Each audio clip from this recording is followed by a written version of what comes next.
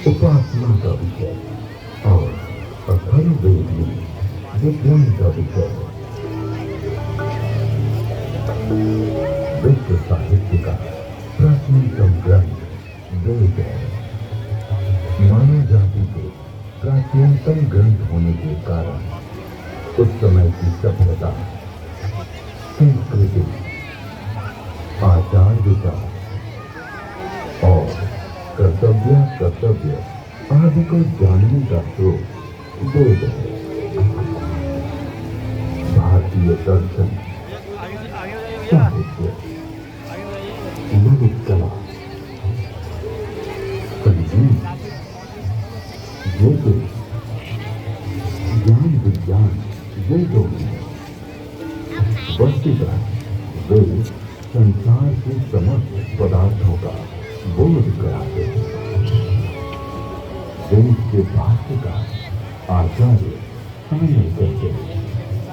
ईश की प्राप्ति एवं अनिष्ट के परिहार के अलौकिक उपाय को बतलाने वाले ग्रंथ वेद सबके द्वारा पूजनीय और यज्ञनीय परमात्मा को ऋग्वेद, यजुर्वेद, सामवेद और अथर्ववेद प्रकट हुए। ऋग्वेद के मंत्र दृष्टा ऋषि कहते हैं, तस्माद् विजातस्य वरदा ऋचा सामान्य यज्ञे छंदांसि यज्ञे तस्माद् यजुष्टे तस्माद् विजायते। ऋग्वेद जिसके द्वारा विभिन्न देवताओं की स्तुति की जाती उसे ऋग कहते हैं। ऋच्यते क्रियते अन्य इति ऋग।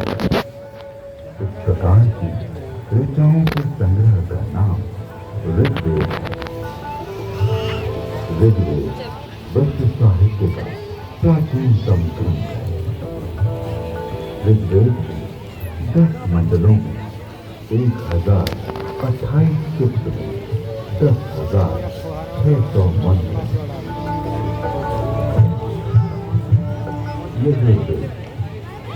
यजुर्वेद में कर्मकांड का प्राधान्य है, जिसकी समाप्ति अनियत अक्षरों वाली है अथवा जो गद्यमय है उसे यजुष कहते हैं। अनेकाक्षरावसानो यजुर्वेद के 2 भाग हैं, शुक्ल यजुर्वेद एवं कृष्ण यजुर्वेद। शुक्ल यजुर्वेद में 40 अध्यायों में 1975 मंत्र हैं। कृष्ण यजुर्वेद गद्यात्मक है। सामवेद गीतिषु साम है, गीतिषु समाख्यान। संगीत का मूल उद्गम सामवेद है। सामवेद के 2 भाग हैं, पूर्वार्ध एवं उत्तरार्ध। सामवेद में 1875 मंत्र हैं। अथर्ववेद अभिचार मंत्रों का ज्ञान अथर्ववेद में है। इसमें आयुर्वेद का विस्तृत विवेचन हुआ है। इसकी शौनक शाखा में 20 कांडों में 730 सूक्तों में 6000 मंत्र हैं।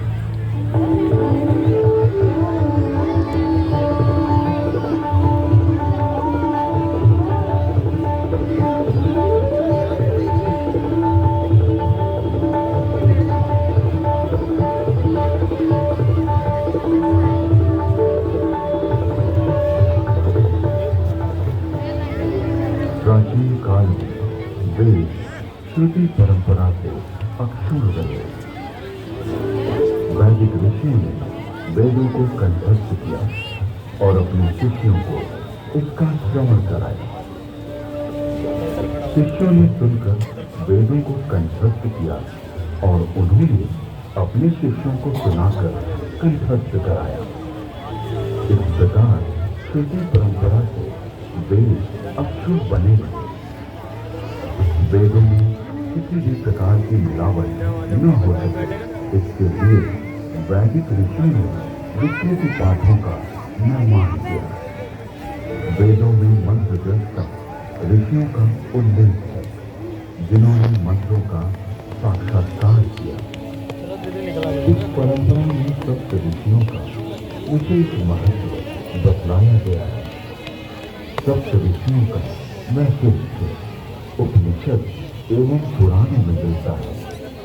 ये 7 ऋषि वशिष्ठ, विश्वामित्र, जमदग्नि, भारद्वाज, अत्रि, गौतम, अगस्त्य। वेदों में अनेक ऋषिकाओं का भी उल्लेख है। इन ऋषियों की परंपरा का अनुपालन करने वाले ऋषियों ने भी इन्हीं नामों को धारण किया।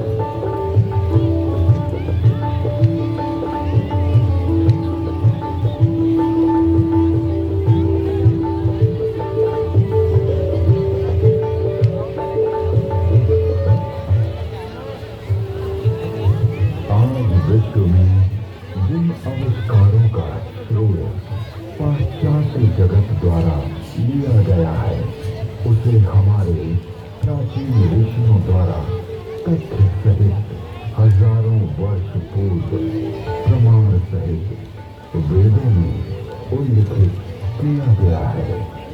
जैसे अगस्त्य संहिता में विद्युत उत्पादन के सूत्र मिलते हैं।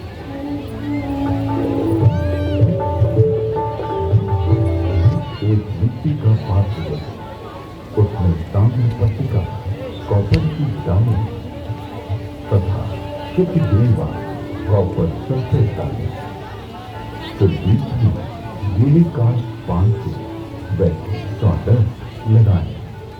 ऊपर पारा, मरकरी तथा 10 लौंग डालें। फिर तारों को मिलाएंगे तो उससे मित्रा वरुण शक्ति इलेक्ट्रिसिटी का उदय होगा। अगस्त्य संहिता में विद्युत का उपयोग इलेक्ट्रोप्लेटिंग के लिए करने का भी विवरण मिलता है।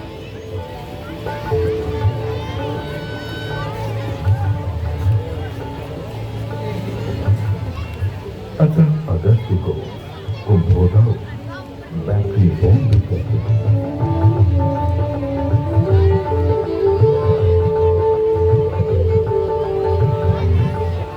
तो कुंभों उपरोक्त प्रकार से बनी तथा श्रृंखला में जोड़े गए 100 तेलों की शक्ति का पानी पर प्रयोग करेंगे तो पानी अपने रूप को बदलकर प्राणवायु, ऑक्सीजन तथा उड़ान वायु, हाइड्रोजन में परिवर्तित हो जाएगा।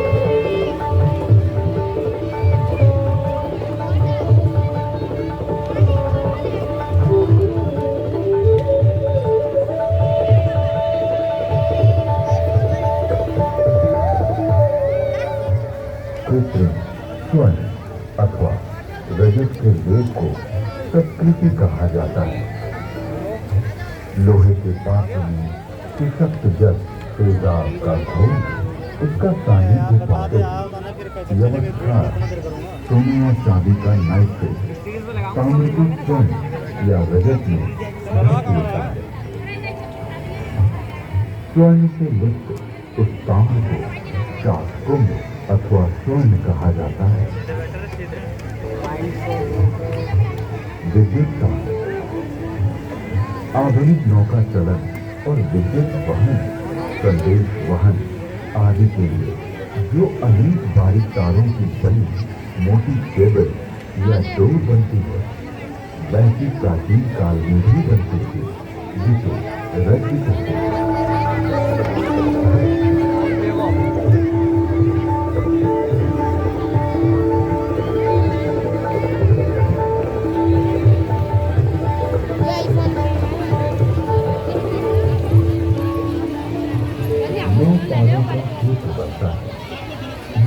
मंत्रों का एक गुण, 9 गुणों का एक पाठ, 9 पाठों से एक रश्मि और 9 8 7 या 6 रज्जु रश्मि मिलाकर एक रज्जु बनती है। आकाश में उड़ने वाले गर्म गुब्बारे। इसके अलावा अगस्त्य मुनि ने गुब्बारों को आकाश में उड़ाने और विमान को संचालित करने की तकनीक का भी उल्लेख किया है।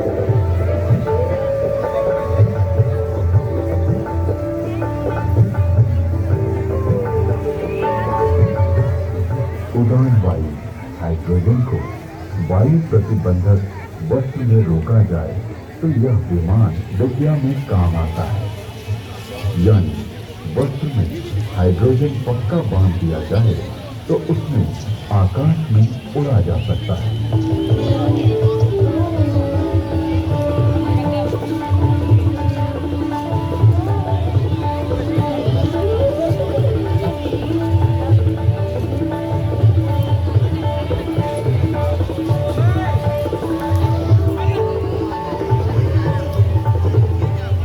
विमान वायु पर उसी तरह चलता है जैसे जल में नाव चलती है। तत्पश्चात उन काव्य पंक्तियों में गुब्बारों और आकाश शब्द के लिए रेशमी वस्त्र सियो भी कहा गया है, क्योंकि वह बड़ा लचीला होता है। वायु पूरा वस्त्र प्राचीन काल में ऐसा वस्त्र बनता था जिसमें वायु भरी जा सकती है। इस वस्त्र को बनाने की निम्न विधि अगस्त्य संहिता में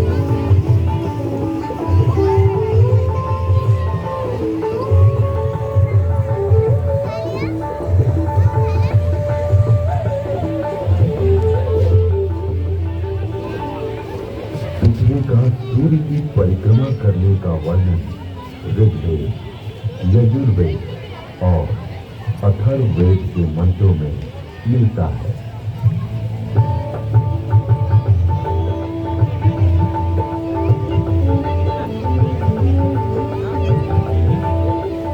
जब पृथ्वी घूमती है अपनी माता अंतरिक्ष के सामने रहते हुए सूर्य रूपी पिता की परिक्रमा करती है।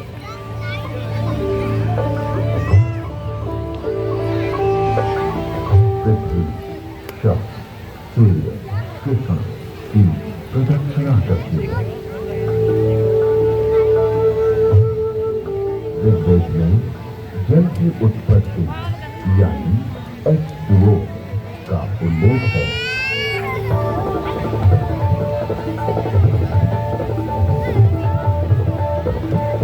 जल की प्राप्ति के लिए मैं पवित्र ऊर्जा एनर्जी वाले मित्र ऑक्सीजन और दोषों को नष्ट करने वाले वरुण हाइड्रोजन को ग्रहण करता हूँ। यजुर्वेद में सूर्य में उच्च जल तत्व यानी हीलियम का संकेत किया गया है।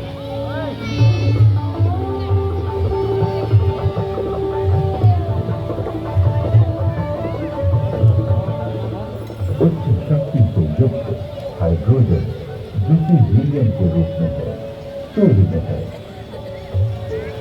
सूर्य के चारों ओर गैसों के समूह का उल्लेख ऋग्वेद में है।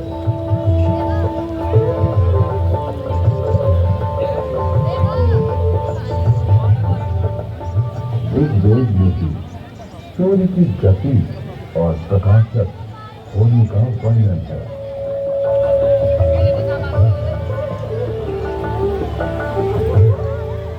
हे सूर्य, तू ऐसे वेद से जो कि मनुष्य के ज्ञान से बाहर है, सबको दिखाई देता हुआ सदा चलता रहता है।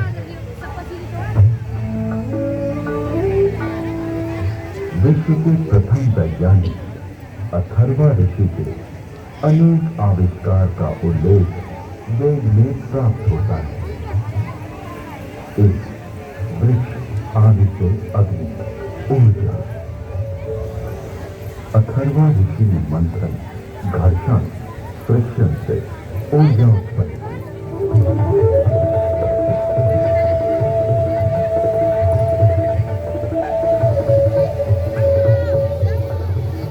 अरण्य नामक वृक्ष की लकड़ी में अग्नि,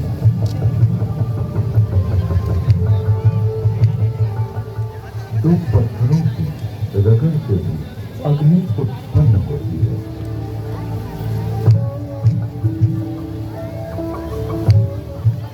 दूसरा, जल मंथन से अग्नि, हाइड्रो इलेक्ट्रिक हाइडल। अथर्वा ऋषि ने तालाब के जल से मंथन फ्रिक्शन के द्वारा जलीय विद्युत हाइडल का आविष्कार किया।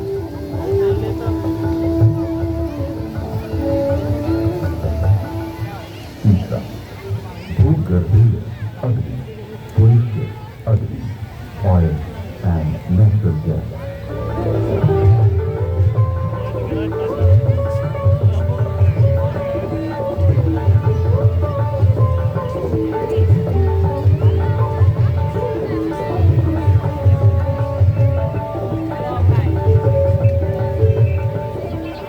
अथर्ववेद में सूर्य के पदार्थों के प्रकाशित होने अर्थात वर्ण, कलर प्राप्त होने का वर्णन है।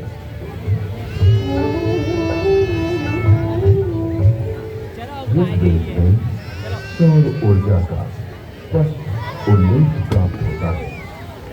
इसके आविष्कारक वशिष्ठ एवं भारद्वाज बतलाए गए।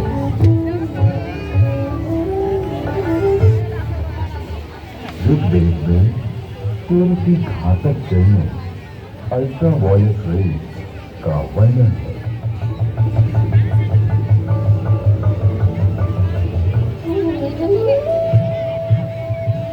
ऋग्वेद और अथर्ववेद में ओजोन परत यानी ओजोन लेयर का वर्णन है।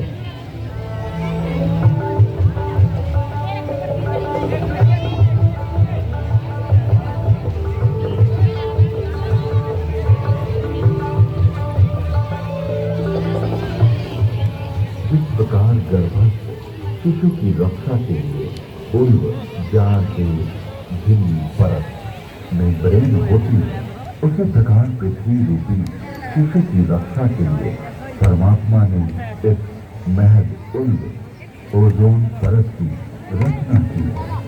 ये स्थूल रूप वाला है।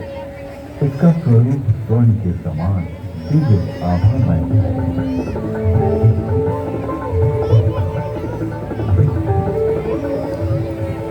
ऋग्वेद में पृथ्वी का अपनी धुरी पर घूमना बतलाया गया है।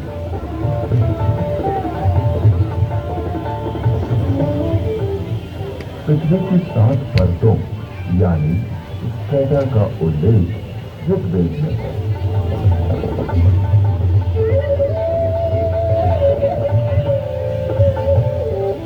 वेदों में पर्यावरण के संघटक तत्वों का निरूपण अनेक स्थानों पर किया गया है।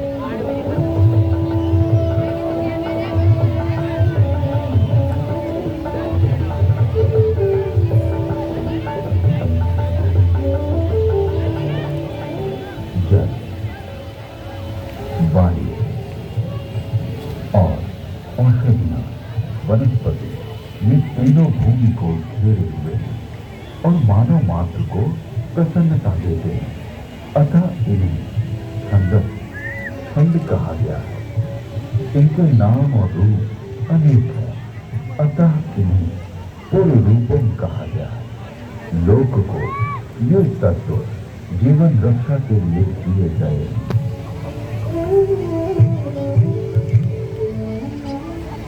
यजुर्वेद में ये स्पष्ट रूप से कहा गया है कि वेद का ज्ञान सभी के लिए है।